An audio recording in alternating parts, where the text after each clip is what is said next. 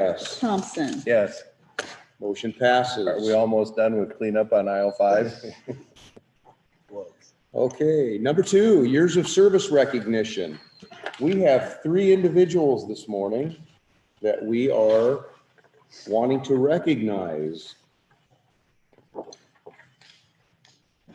May it be known that Todd Borton served Marshall County as a B Operator 3, and we're extending an expression of appreciation for his 10 years of service.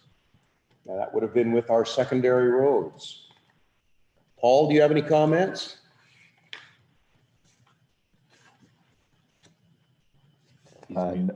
Just that Todd couldn't be here, but I think that's kind of the trend in my department is to not come to the years of service.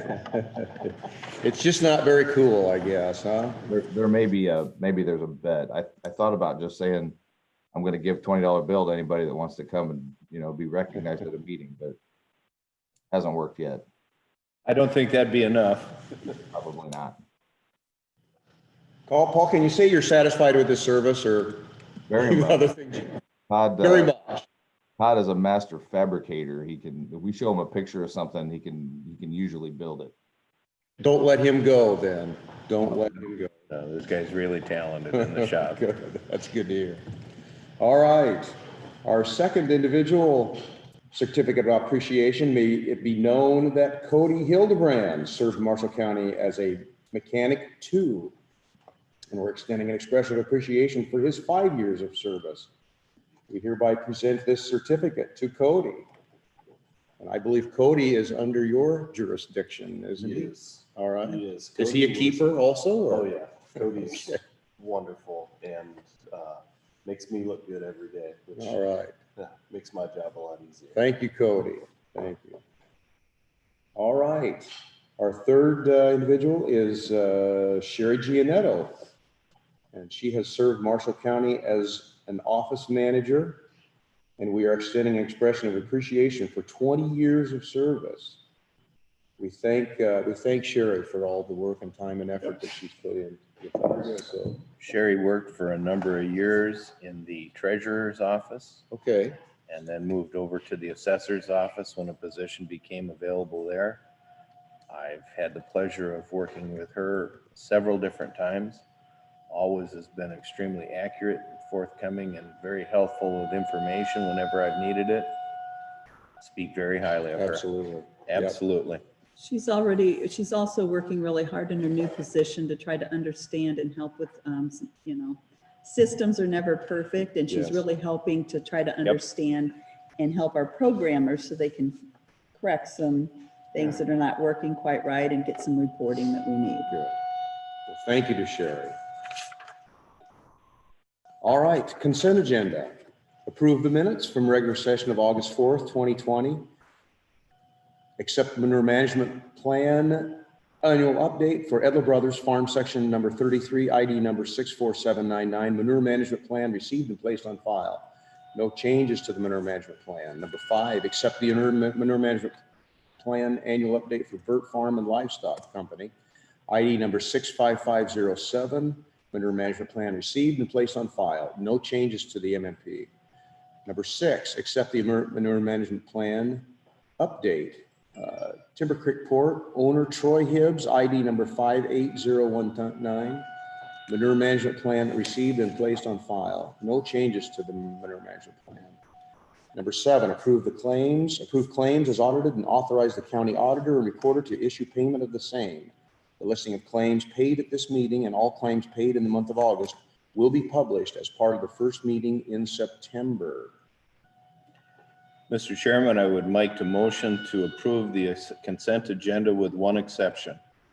I would like to remove line item 0001-05, 1060-000-26000, which is an expenditure for a retirement plaque for $90.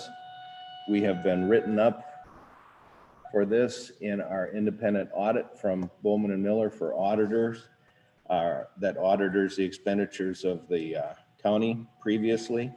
And until we get a better handle on this, I'd like this one line item removed from our bill list for authorized payment. But Okay. other than that, I motion that we approve the consent agenda with that one exception. Mr. Chairman, I'll second that. Okay, it's been moved and seconded to approve the consent agenda with the one exception. Any other discussion? Roll call vote. Patton, Yes. Solosik. Yes. Thompson. Yes. Number 8, approve the personnel action of hiring Alan Naughton, Marshall County Conservation Board, Conservation Maintenance Tech, full-time rate of pay, $20.01 an hour, effective August 19th, 2020. Is there a motion? Mr. Chairman, I would move to approve this personnel hire. Mr. Chairman, I would second that. It's been moved and seconded to approve this personnel hire. Is there any discussion? Mike, you want to share? Just that this is a position being refilled that was vacated by Olivia Tim earlier this summer, and we went through application interview process, and Alan worked his way through and became the most successful candidate for the position. Yeah. We're looking forward to having him full time. He's been working for us on a temporary basis, summer position for 4 years, and he fit in quite well. He's kind of an intern for you then, or had He been has an been, intern. yes. Yeah, very good. All right, roll call vote. Patton, Yes. Solosik. Yes, Thompson. Yes. motion passes. B, hire Randall Kessler, Sheriff's Office, Courthouse Security, part-time rate of pay, $19.17 an hour, effective August 31st, 2020. Mr. Chairman, I motion that we approve the hire of Randall Kessler, Sheriff's Office, Courthouse Security, part-time rate of pay $19.17, effective August 31st, 2020. Mr. Chairman, I'll second that. It's been moved and seconded to hire Randall Kessler for the part-time rate of pay of $19.17 an hour, effective August 31, 2020, as courthouse security. Any discussion? Randy was a former Marshalltown Police Yes. officer for many, many years, retired, top-notch individual, Yes. spent time in the Air Force, again in security there. He'll be a tremendous fit and a great asset for us to pick up. I don't think we're stealing him away from. No, he retired from the Yes, that's Marshalltown what I- Police Force. That's what I remembered, so. Yep. All right, this is a win-win here. Yep, tremendous individual. Roll call vote. Patton, Yes. Solosik. Yes. Thompson. Yes. Motion passes. Number 9, local disaster declaration. Marshall County has suffered from a derecho incident with winds over 100 miles an hour that occurred on Monday, August 10th, 2020, causing severe damage to public and private property, disruption of utility service, and endangerment of health and safety of the citizens of Marshall County within the disaster area. Therefore, the County Board of Supervisors has declared a state of emergency authorized under Iowa State statute and will execute the expenditure of emergency funds from all available sources, the invoking of mutual aid agreements, and the applying of the state of Iowa for assistance. Mr. Chairman, I motion that we adopt this disaster declaration. And is there a second? Mr. Chairman, I'll second that. It's been moved and seconded to adopt this declaration of local disaster. Is there any discussion? I just can't wait till we're not doing these anymore. We're getting way too good at this. Yeah, disaster management is not something we wanted high up on our resume list. And we don't wish it on anyone else. Absolutely not. If there's no other discussion, roll call vote. Patton, Yes. Solosik. Yes. Thompson. Yes. Motion passes. Number 10, buildings and grounds equipment purchase. Discussion and possible action to approve the purchase of a John Deere Gator from Van Wall Equipment Company, Marshalltown, Iowa, for the Buildings and Grounds Department use at the Marshall County Jail Complex in the amount of $13,850. Mr. Chairman, I would move to approve the purchase of a John Deere Gator from Van Wall Equipment, Marshalltown, Iowa, in the amount of $13,850. Mr. Chairman, I will second that. It's been moved and seconded to approve the purchase of a John Deere Gator from Van Wall Equipment. Any discussion? No, we have had a golf cart that we've used at the jail for as long as I've worked here. And in my 9-year tenure, it was questionable when I started, but we limped it through for a very long time. And I did get 3 quotes.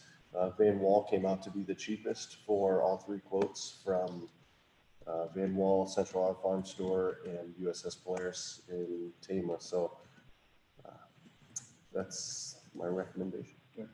I think you'll enjoy using it. They're extremely handy. It would have been probably nice to have this past week. Yeah, I wish I'd had it a week ago. Yeah.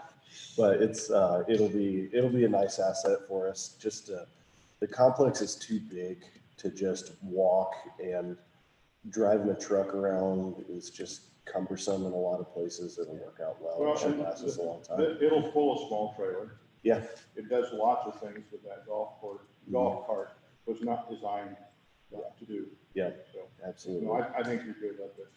Thank you. If no other discussion, roll call vote. Patton, Yes. Solosik, Yes. Thompson. Yes. Motion passes. Number 11, Class C Native Wine, WCN License Renewal. A request from Buzz B Meadery Incorporated for renewal of their Class C Native Wine license with living quarters, outdoor service, and Sunday sales privileges. Mr. Chairman, I motion that we approve the request from Buzz B Meadery Incorporated for renewal of Class C native wine license number WCN 000167. This license includes living quarters, outdoor service, and Sunday sales privileges effective October 1st, 2020 to September 30th, 2021. Mr. Chairman, I'll second that. It's been moved and seconded to approve the request for license renewal for Buzz B Meadery. Any discussion? If none, roll call vote. Patton, Yes. Solosik, Yes. Thompson. Yes. Motion passes. Number 12, resolution number 2020-0026. Resolution requesting reimbursement from the Iowa COVID-19 Government Relief Fund.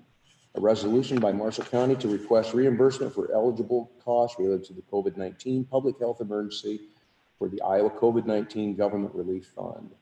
Whereas United States Congress approved the Coronavirus Aid, Relief, and Economic Security CARES Act to provide economic relief related to the COVID-19 pandemic.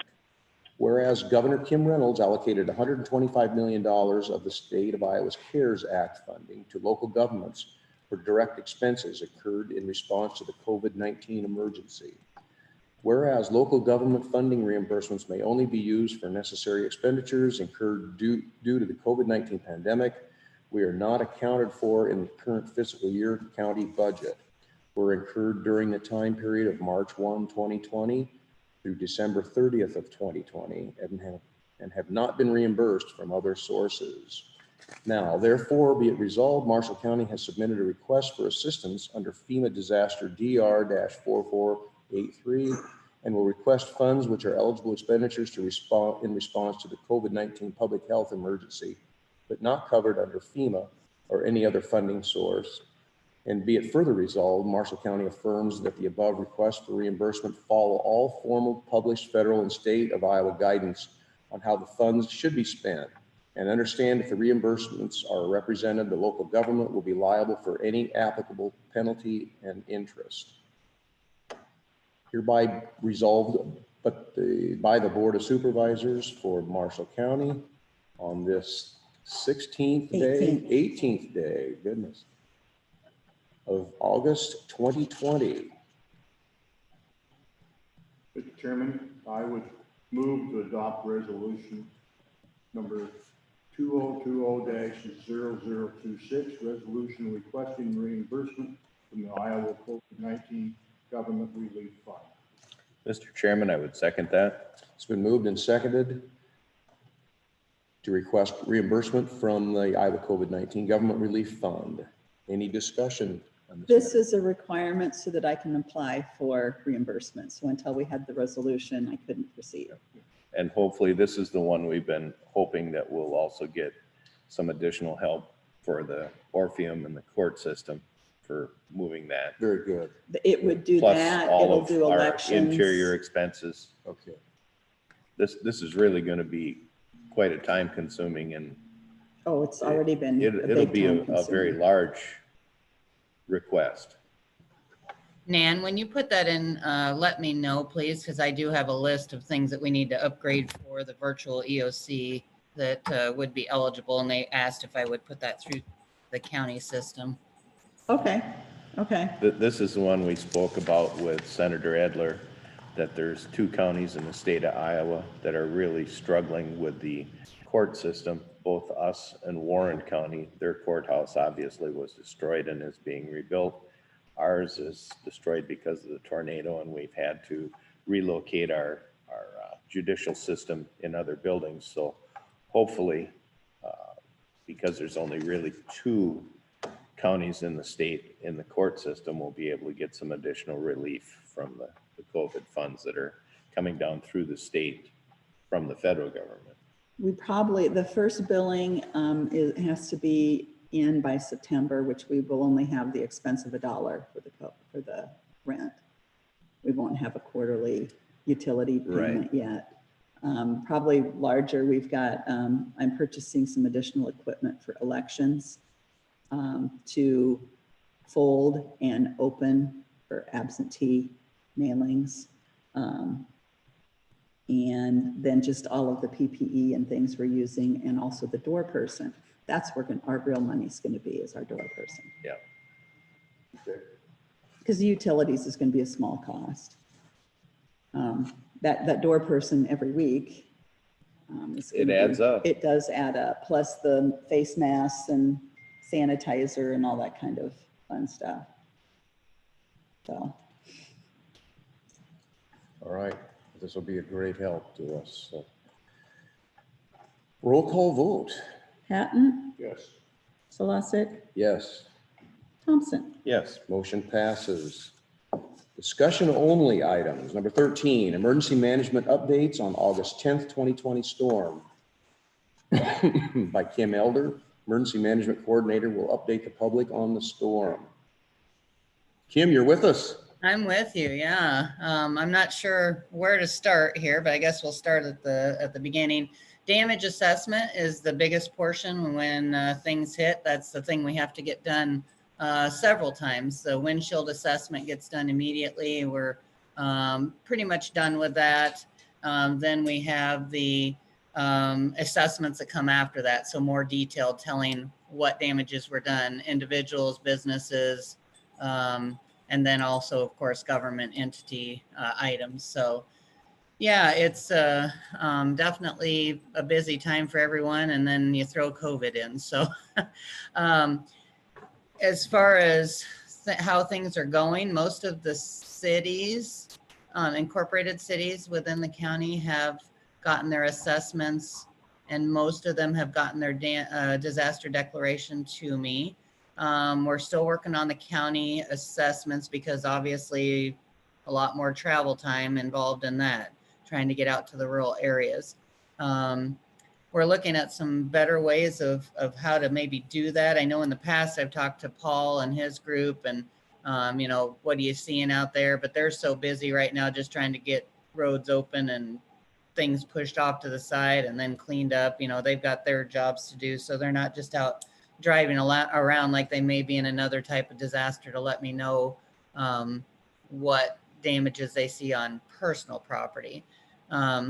In the past, they've just alerted me, hey, go look at this address kind of thing. But again, we're just also overwhelmed because it is border to border on our county. It's not just one area. So I've been talking to Tama County, and I know Todd brought this up too, to Lisa Gassman about how some of the other counties use their township trustees to do their assessment. They assign someone in each township to help maybe not do the detailed, but at least get us the addresses of the affected. And then we can go out and look at those and do further assessments. So that might be a good way for us to get out there and get those assessments done, the windshield assessment, the initial one, quicker. So that's something that we're really looking at. It's a matter of just training them, just a quick just-in-time training on the FEMA guidelines. Very simple. I can train somebody usually in 15 minutes on how to do that because the initial assessment is not real detailed. So that's something that I'll definitely be working with the Board of Supervisors on, if we can get some buy-in from those townships. It would benefit them and it would benefit us as a county to get that in. The reason we have to get that in quickly is because that, like you saw, the governor then pushes those numbers up as fast as she can with her team gathering that information to see if we qualify for PA, public assistance, and IA, individual assistance through the federal government side of things. So other than that, it's just a lot of jockeying calls, a lot of volunteers coming in the community. Marshalltown stepped up and opened their own EOC this time, so that helped a lot, took a lot off of the county EOC because we can just coordinate with them. They can take care of their city and then just push up requests to me instead of an overall dealing with all of Marshalltown's individual assignments. They've done a really good job of that. They've done their assessment a lot quicker because they have done it before. They used their employees, so it worked really well. I hate to say they're getting good at it, but they are getting good at it. It's a terrible thing to have to get good at, but it is really good that they know how to do that, and they were able to do it quickly. So now it's just, the governor's been here a couple of times. We've got, senators and others that have coming through and still continue to come through and look to see what we need. But it's just a matter of getting those requests in. So that's basically what I'm doing now. Do you have any questions on what we need to do or where we're at? Yeah, Kim, in regard to looking for damaged residents in the rural area, other than a name, a telephone number, and an address, is there anything else that needs to be said? When we do the initial one, actually just address and what the initial damages are. So you can literally drive by or drive around a place and there's categories that we use. So the FEMA categories are destroyed, major, minor, and then affected. So those are things that we would do that just-in-time training for. And that's something that, we've talked about in the past, but if you don't use it, you don't remember it. So it's a really easy packet to have. I make up those packets for my CERT team. And it's just a little worksheet that you do. There's also like the app that can be used that I sent out initially. But if you don't have internet, you don't have good cell coverage, you don't have power, that app's not going to work. That app then can be used if you go around with the paper sheets initially, which to me works really well, especially when you have the power problems. We did that in Marshalltown 2 years ago. We used paper, came back with the paper, and then entered it into the app. So that works well. So address, and then those specific categories that I mentioned is the initial. Then after that is where I'm assuming the assessor is going to go back out and look at that, or will assign somebody to go back out and look at that and get more damages included. Hopefully we can also get the community, the individuals to buy in a little bit more, when they get their assessment from their insurance. Sometimes people will, send that information in, and other times people won't. In Iowa, we're just taught to take care of ourselves, clean it up, do what we need to do and move on. And a lot of people don't realize how important it is to turn in those damages. Even if you have insurance, it shows how bad our damages were as a total. So, yeah, as much as we put that out in the media and social media, it's still a lot of people don't turn that information in. Okay, there's three things: destroyed, major damage, minor damage. And affected. There's four categories. Correct, and affected. Yep, and Yeah, that's if there's packets. back to small.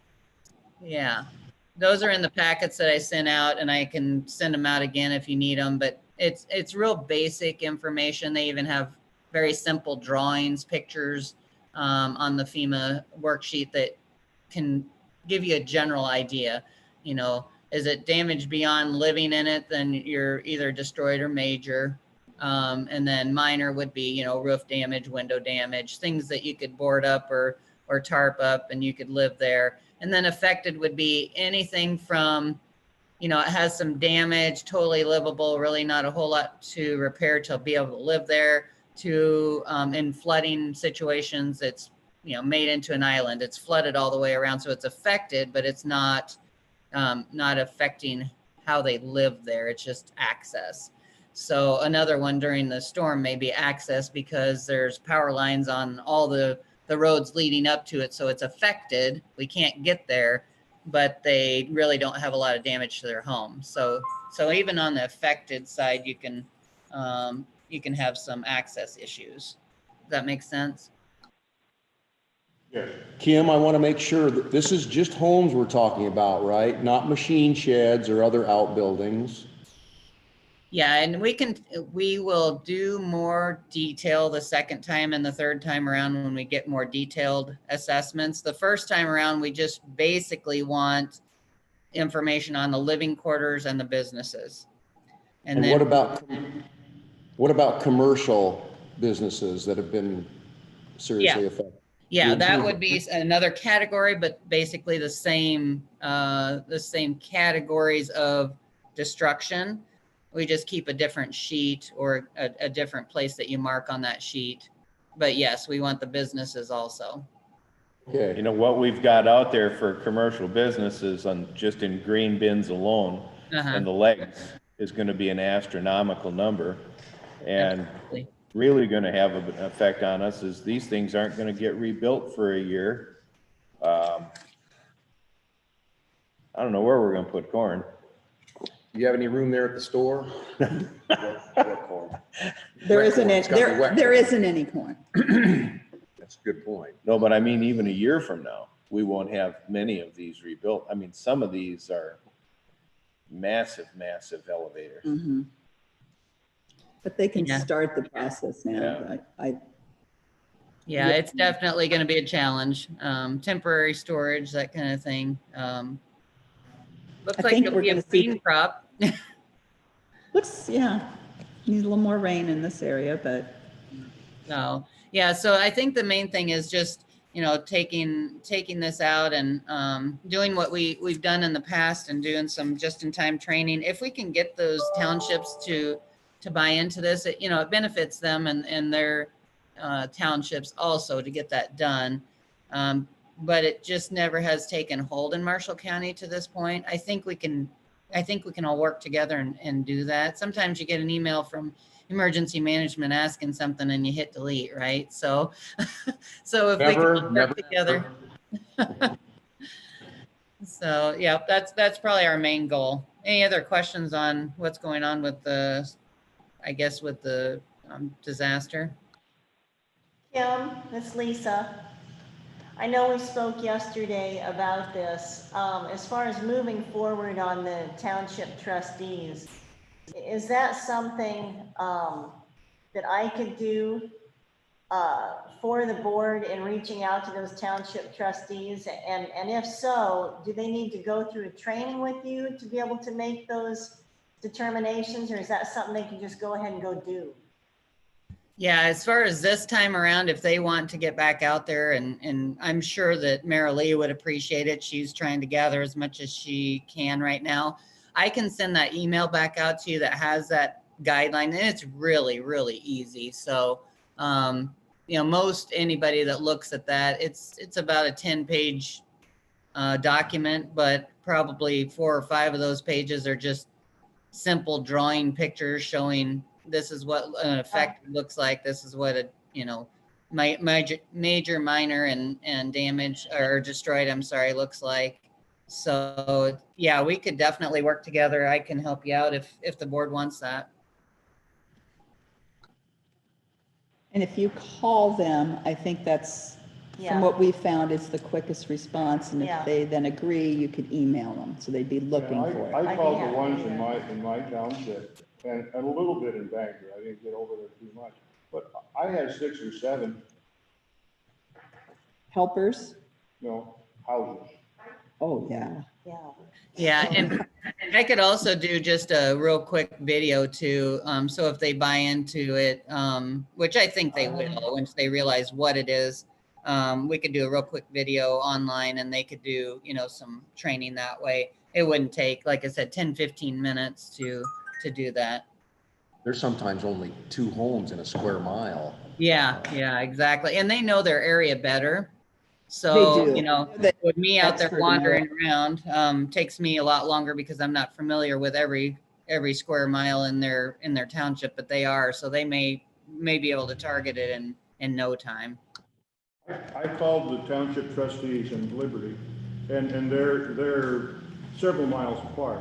But if you call someone about every 4 miles, they're going to know what houses were damaged. There's no need of us driving 940 miles of roads in Marshall County. No, because this would give a starting point, but we Yeah. got to get the reporting back. And how soon? What's the date?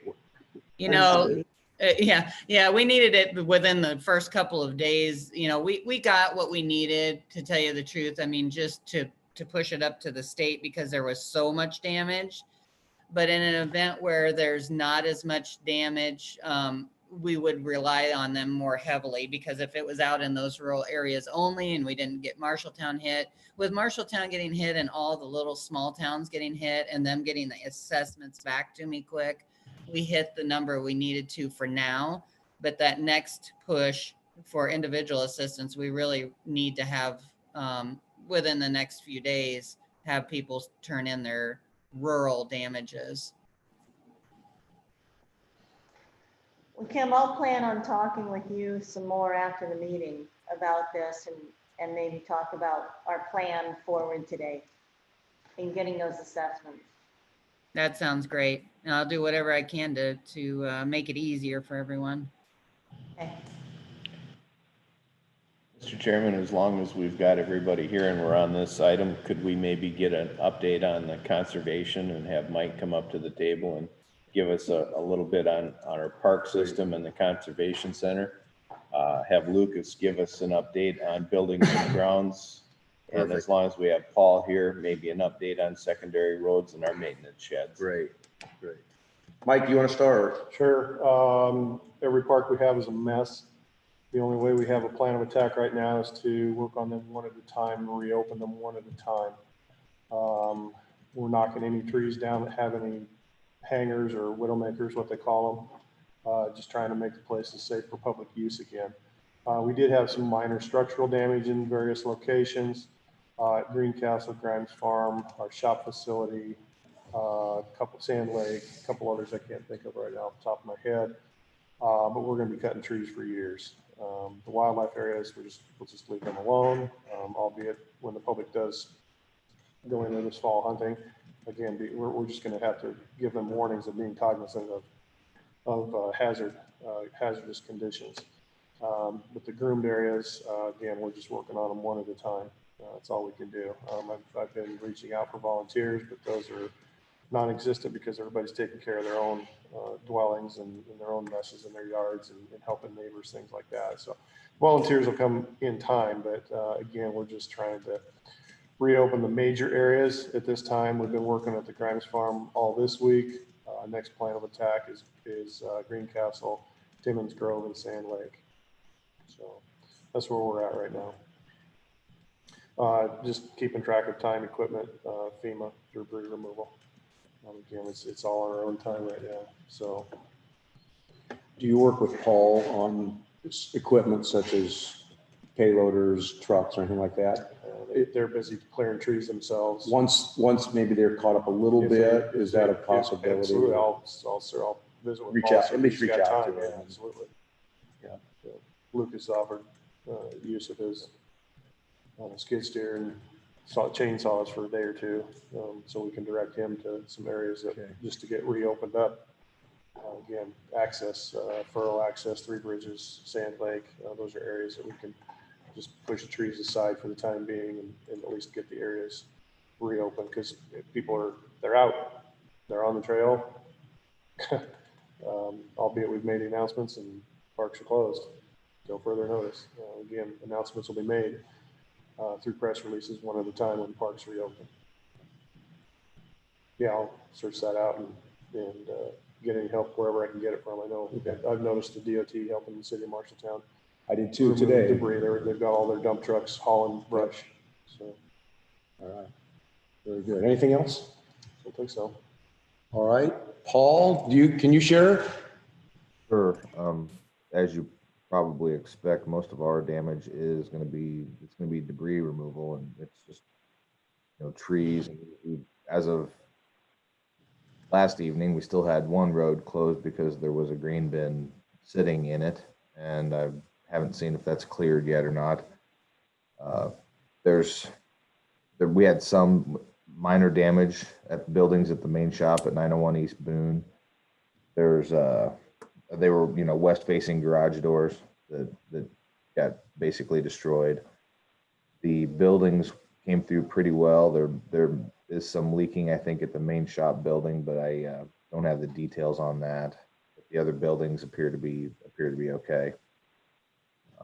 But we're just going to be working on debris, and the biggest way we can gauge it is just time, material, and equipment hours, and just keep at it. There's possibly a little misunderstanding because the city had everybody put things out by the curb, that the county wants everybody to take things out to the road right away, and that's totally not the case. We can't have everybody just ditching everything out in front of their place, because it's going to be a long period of time before we get everything moved. And that debris in the ditch, especially around driveways and intersections, is going to create safety hazards that, sight distances and accidents. So we want to strongly advise people just to we may have a plan. We're going to try to get a plan as far as what to do with the debris, because we know that it's widespread. It's in every township. We don't currently have a location where we can say this is where county public can dump debris from private property. And we still need to have some discussion there, because it's not going to be the same as it was with the tornado. With the tornado, we were using the same site to dump at as the city, and that site's not available right now because of some bridge construction. But the other sites that they're using, in talking with Public Works, the sites aren't big enough for two piles. So basically everything gets lumped into one, and they don't want to do that because the way they deal with the debris is to have it shredded and have a contractor come in and basically shred all the tree debris. They don't get reimbursed 100% of that. So if they allow other entities to bring in debris, they're essentially paying the percentage that's unreimbursed for other public entities that are bringing in, and for other public. So as far as they're concerned right now, their sites are only going to be for city of Marshalltown use. So that's something that they learned going through the tornado and the debris that happened there. Paul, I know that Steve and I went up and talked to Green Mountain, and we relayed that back to you. So Green Mountain has an area which is nice within Green Mountain, and they're going to take care of their own, it sounds like, and they are measuring and everything, so they can get that back to me.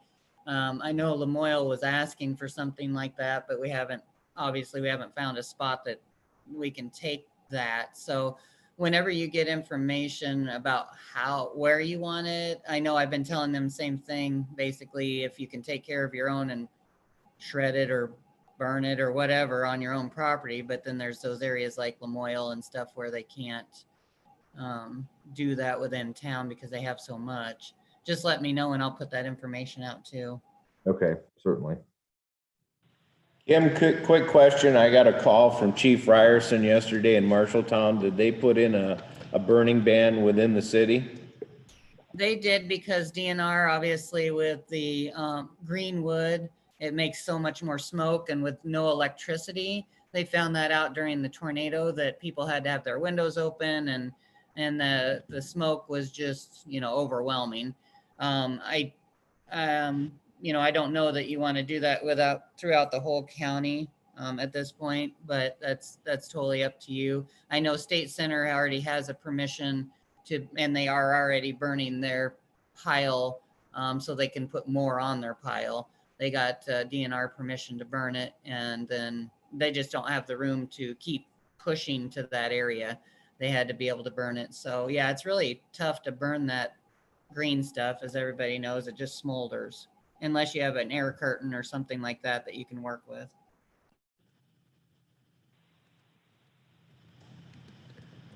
I brought up the question yesterday about possibly dumping at the sheriff's office in the fields there that are north, possibly north of the sheriff's building. Is that not an option? Is that something we're just not able to do? I think what we're going to get into then is we have to be very cognizant that it can only be debris and not building materials, because it would be something that we're going to be able to need to burn later. And if we get people start bringing in, you know, grain bins, material that's not burnable, we're going to wind up into a real issue. Even timbers and building things, like Yeah. you said, that would burn, but If we do it on land that we possibly lease, if we came up with a pile, we're going to wind up to the same situation. So this is something we're going to have to work hand in hand with on the DNR. Yes. Yeah, and you really have, like you said, even with tree debris, you may have things mangled up into it, and so people may not be separating it. And to try to police that, Marshalltown found out, you know, the hard way in the tornado. Trying to police those piles is near to impossible. Matter of fact, State Center, I know, was having people from outside of the State Center area, because they knew the debris dump was there. They started bringing it in from other areas. So trying to police that is really tough. I just talked to the manager of the Marshall County landfill here 45 minutes ago, and he was trying to check in to see if it was possible for him to bring in that kind of debris. And it's at this point, it's just almost impossible for him to be able to let that happen. So right now, that's not an option either. What would be ideal is if that was to be able to happen and we could set up a site at the landfill, they could monitor what comes in, it could be burned, and then what doesn't burn could end up being put into the landfill. But that's the landfill commission's decision, not ours. And he said he doesn't have enough folks to be able to monitor that too. So I guess we got to get together with a neighbor at this point then that might have an area that they can dump. You know, there's a lot of folks out in the country that have just maybe 2 or 3 acres and just physically don't have the ability to make a pile to burn. So maybe try to work with the neighbor then at this point. Yeah, the quicker we can get the information out there to give them that advice, the better. And I know, you know, it's tough to make those decisions. Some of the, like I said, some of the areas like Green Mountain are already taking care of their own and they've stepped up. It's the others like Lamoille, it's kind of, you know, it's tight, but they have a lot of big old trees down. So most of the farmsteads, you know how farmsteads are, they'll just push it up in a pile. So they're not having a problem. But like you said, if they have a really small acreage, then that's when they're going to have to get the advice, I guess, from others. If they don't have another neighbor that's going to allow that, what do we do with it?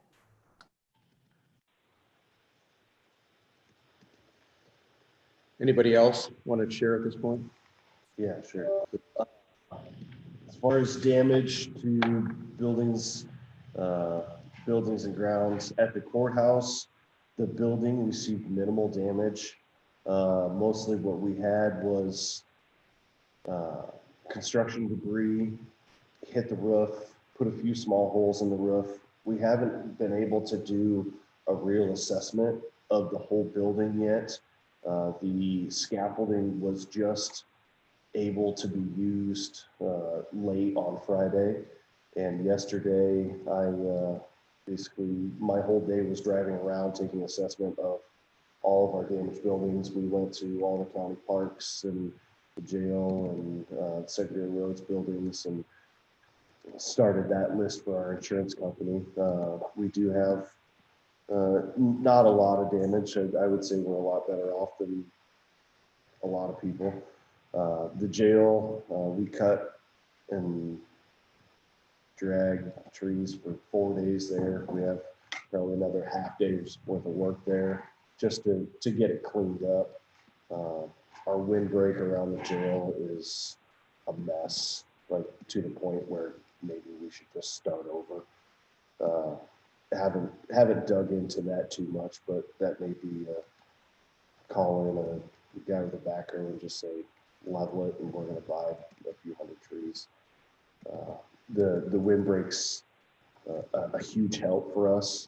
I mean, and it's thick, but it's thick with mulberry trees and just junk. That's going to be cleaned up at some point, but this storm didn't do us any favors there. The jail complex itself, for the buildings, we had a couple of air conditioners tweaked and moved. We had some roof vents blow off and chimney caps, but nothing major. Nothing that we couldn't cover up with a tarp and some plywood for the time being. So all in all, we're pretty lucky. It's mostly just manpower cleanup stuff. My staff got said pretty much everything cleaned up. Reached out to Mike. We're going to try and dedicate a day or two later in the week to help him get some parks open. Because we have not a lot of equipment, but enough to chop up a few trees and push them out of the walking trail. So. At the buildings that the antique power people use, is there That I would say that's the majority of our damage. None of them were really nice buildings, but they were they served a good purpose. The biggest building where they had their little kitchen area, a good section of the roof is gone. There was kind of an awning situation around where they had their sawmill. That's pancaked down. It's gone. The new building that they put up, the west door on it is pushed in. A couple other doors are pushed in. One of the big cottonwood trees fell on another small building. I mean, that's, like I said, that's the majority of our damages at those buildings. I think mostly it's from their wood frame metals. They have open sides on them, so the wind gets in them, and then it just wreaks havoc. There's not going to be big dollar numbers there. Mostly just replace the metal and a few rafters here and there. Are we insured on all of those buildings out there? We are insured on most of them, I know. The way our policy is written around those buildings is really confusing. They have it numbered and general sizes on them. So you can look at the policy and it's kind of guesswork. It's like, I think it's that one. There are some real good descriptors on there. I did go through with somebody from EMC. Oh, it's been a couple of years ago, and tried to nail that down a little better, but I'm not sure if it's been updated or how well it was updated. So we'll have to get back through and do that work on there as well. But the sad part was that new building, one of the doors took damage, but it's not really bad. But there are some really old, neat equipment pieces in there that were mostly out of the elements that now are open to the elements, and who knows when it's going to be able to be fixed. The contractors are busy, and they're going to be busy for a long time, and I would say it's going to be hard for them to prioritize a lean-to covering up old farm equipment over somebody's house that needs a roof. So it's, that gets difficult at that point. All right, thank you, Lucas. Well, does anyone else have anything to share? Yeah, on the, Sheriff is here. on, the overhead doors that we have at the main shop there, Lucas. Yeah, Is there any way we can get overhead door to work on those? I mean, I've got quotes. It's just that, rain going into that building I think, could damage some inventory. yeah, Paul, I think we could just make the call and have them do that work, and then we'll just pass that bill along, so. That'd be great. I think Jim's got a line in with him where he's got a spot where he's got, his place. Yeah, yeah, I would say let's give overhead door a call and just tell them to get here, get it done. All right, thanks. Did I hear the sheriff speak up? Yes, Chairman Slosik, Steve Hoffman here. I came in on the meeting at the time of the personnel actions, and I certainly appreciate the comments made regarding Randy Kessler for the court deputy, and agree that he'll be a wonderful asset to that cadre of experienced officers and deputies that have joined that part of our services over the years. Excited to get him going in that role. And I did miss the point of the claims for retired Detective Sergeant Wade Roop. It's my understanding that was not approved today. Is that correct? That's true, Sheriff. That was not approved this morning. As shared in the comments with the board in the past, with the Attorney General opinion supporting that would be a legitimate use of public funds, and the county attorney's opinion supporting that it's the board's obligation to pay those claims unless illegal, and her advice that it's not illegal. What's the status of that claim after today's meeting? We're gonna pursue with Bowman and Miller on that, Sheriff. That's where we got in trouble here a couple of years ago, and they wrote us up on it on our audit.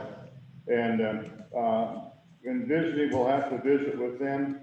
I apologize for not doing that. It seemed like we got busy and didn't do that. But I think that's the important angle we have to have. They look at auditing procedure, and they also look at Iowa code. But if there's something that we need to do that,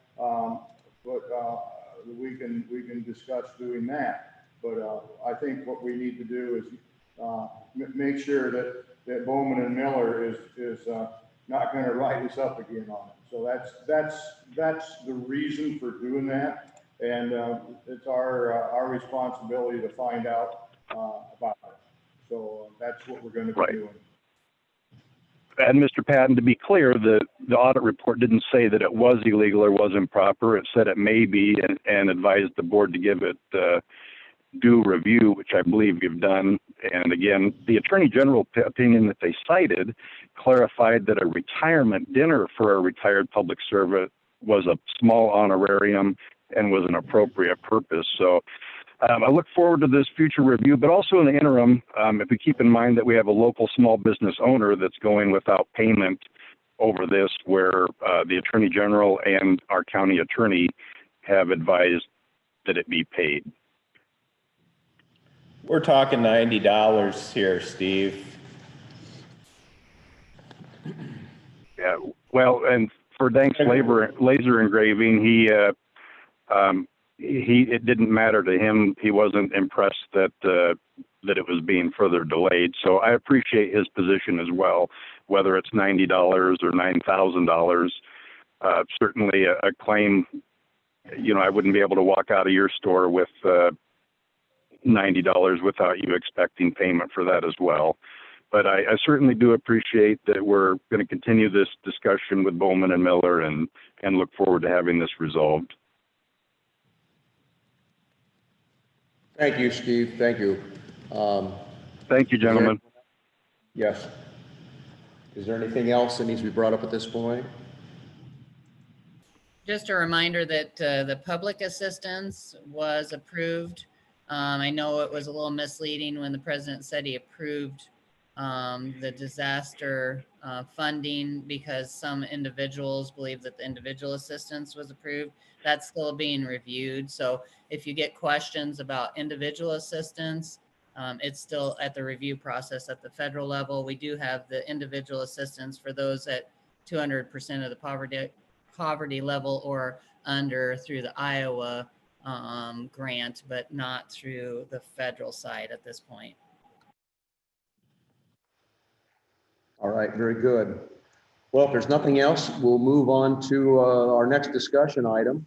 Door monitor at Great Western Bank for county offices. Continue to have the door monitor at the bank for county offices, and for how long? We did, unfortunately, because of last week, we saved the door monitor fees last week since we were closed to the public 4.5 days last week. But we're back up and running as of Monday morning. So we are open completely to the public, phone, email, and coming in live. When we look at what Jarrett's upcoming schedule looks like with the tax bills going out here probably in the next week or two, the traffic's really going to pick up. And because we don't have a mask mandate, and it did make me very nervous that we had a patron come in that had tested a couple days before and didn't know their results, and they were walking in without a mask. So it is a safety concern for our staff that's there, and so I would appreciate if we could continue that definitely into September and probably through the end of September, and then just see how things are. But we can again look at this every couple weeks and just keep following up like we are.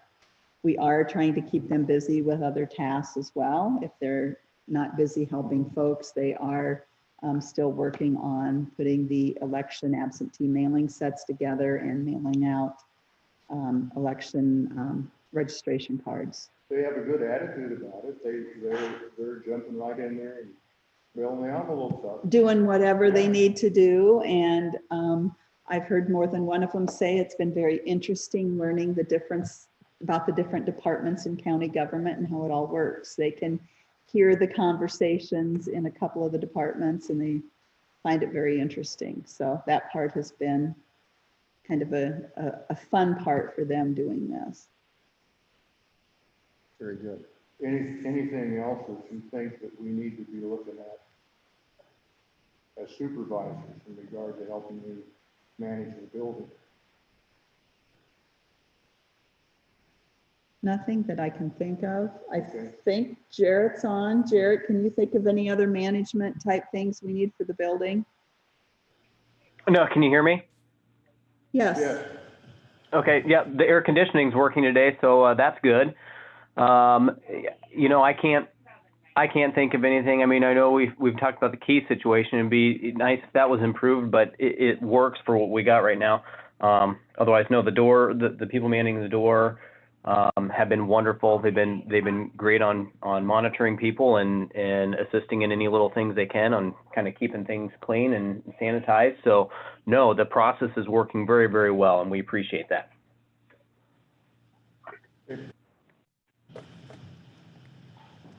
All right, if there's no other discussion, we'll move on to number 15. Please complete your 2020 census now. And we will turn it over to Lisa. I had invited Precious Clark Muhammad this morning, but I just got an email from her that said they changed their mandatory debriefing from 10:30 to 9, so she can't join us. But anyway, I had invited her to just give us a little bit of an update on this new deadline that was set at our last meeting.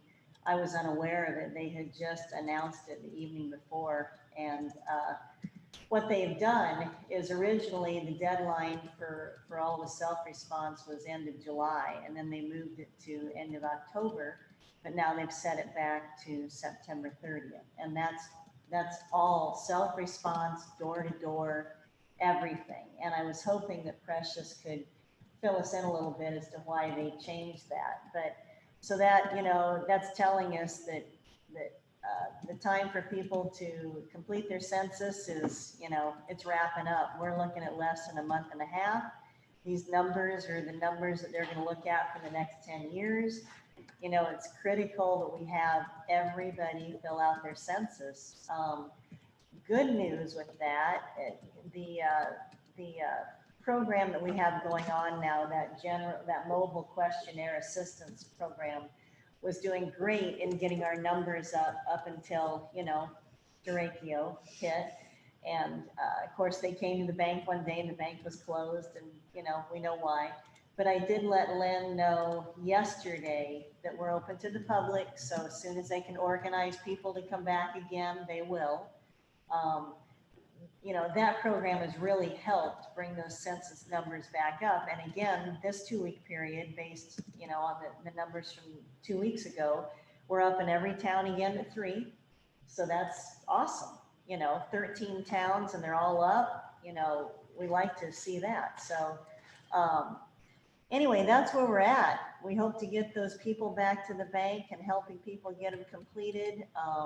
I did not get an answer on why, if they could be posted at post offices or not. I did not get that answer. You asked that last time. Yeah. I was hoping to have that answer for you, but I don't. Other than that, fill out your census. If you know of somebody that hasn't, tell them to fill it out. We got to get them in. We've got a month and a half, less than a month and a half to do it in. So, All right. okay. Thanks, Lisa. You bet. All right. We are to the point of public forum. It's a time set aside for the public to make comments on topics of county business other than those listed on this agenda. No action will be taken on any of these topics brought up in the public forum. Would anyone like to speak at this time? Just some quick information. I know that most of you are aware of, but since Rhonda is not here from the communication center, they had some, I guess, twisting of the new tower there at the Marshalltown Public Safety Building. It did affect some of the transmission during and after the storm, and then they also had some equipment failure. I'm not sure of the details on the equipment failure, but then we also lost the north repeater, and Pickering obviously is destroyed, and so we lost that repeater. So just knowing that we were already having some issues with county radios, and this has just put another big problem into our system. So just so that you're aware, if you hadn't heard yet, and I know Rhonda's working hard on her side of things, and I know Raycom is doing the best that they can too, but when you've got some destroyed areas, some of that's not fixable, and I know Bill and I have talked about that some.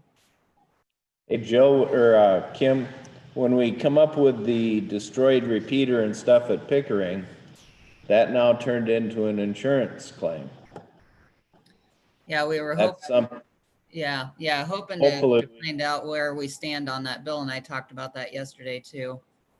It would be really sweet if we could get that transferred from Pickering to the water tower site in LeGrand and have this handled on insurance. Yeah, yep. And I'll be talking to Bill and Rhonda some more, and I'm sure the sheriff too. But yep, just kind of an awareness thing there.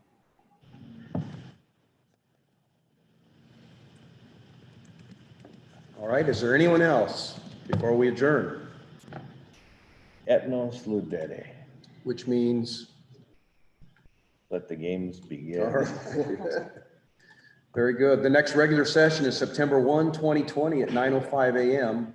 All business to be acted upon at that session should be submitted to the county auditor and recorder's office or the Board of Supervisors office by Thursday, August 27th, 2020 at 1:00 p.m. There being no further business to come before the board, the meeting is adjourned at 10:11 a.m. Thank you all for attending.